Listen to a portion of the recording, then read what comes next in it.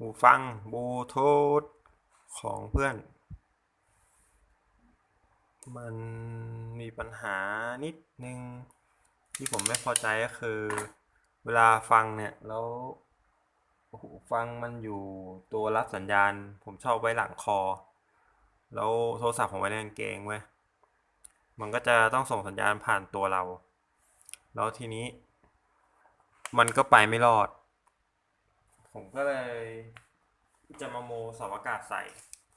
นั่งอ่านในเน็ตดูเขาบอกว่าเสาอากาศแบบวิบ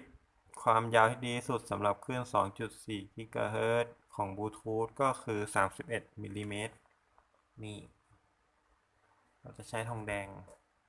ความยาว 31 มิลลิเมตรนะครับต่อแทนตัวนี้อันนี้คือเสาอากาศของมันชื้อไปถึงนี่อันนี้น่าจะเป็น R matching หรือว่า C สักอย่าง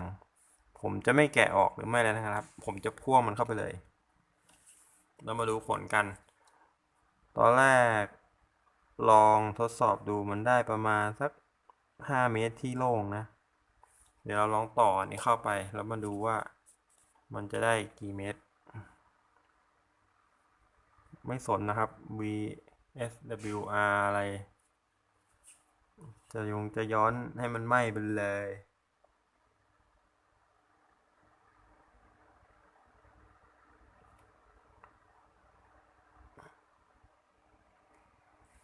โอเคเดี๋ยวมาลองกันคงร้องให้เห็นไม่ได้หรอกเพราะไอ้ตัวที่ร้องก็คือตัวที่อัดวิดีโอไว้แหละเดี๋ยวจะมาบอกนะครับมันดีขึ้นไหมเราเจาะรูแล้วแทงออกมาข้างบนแล้วก็เจาะรูแล้วก็แทงกลับไป